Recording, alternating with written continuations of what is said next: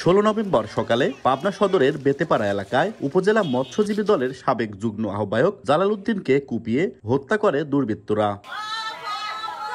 2 দিন পর 18 নভেম্বর ঈশ্বরদীর রূপপুরে প্রকাশ্যে ওয়ালিফ হোসেন মানিক নামের এক যুবককে গুলি করে ও কুপিয়ে হত্যা করে দুর্বৃত্তরা। 2023 সালের 17 জুন ছাত্রলীগ কর্মী তাফসির আহমেদ মোনা হত্যা মামলার আসামি ছিলেন তিনি। শুধু এ দুটিই নয়, গত 1.5 মাসে 8টি হত্যার ঘটনা ঘটেছে পাবনায়। এর মধ্যে চলতি মাসে হয়েছে 6টি। বেড়েছে ছিনতাই, ভাঙচুর, লুটপাটের মতো অপরাধও।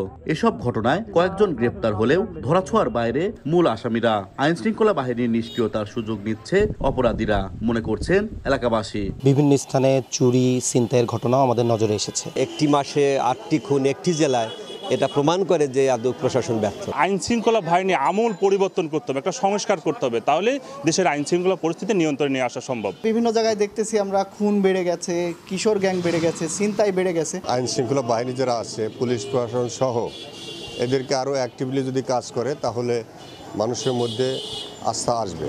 তবে প্রতিটি অপরাধের তদন্ত করে জড়িতদের গ্রেপ্তার করার আশ্বাস পুলিশের। আমরা সবাই দ্রুত এই জায়গাটাকে আমরা ওভারকাম করার চেষ্টা করছি। ইনশাআল্লাহ খুব শীঘ্রই এটা আমাদের খুবই কন্ট্রোলে চলে আসবে।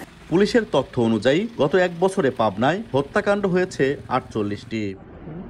সবুজ মোল্লা, সময় সংবাদ, পাবনা।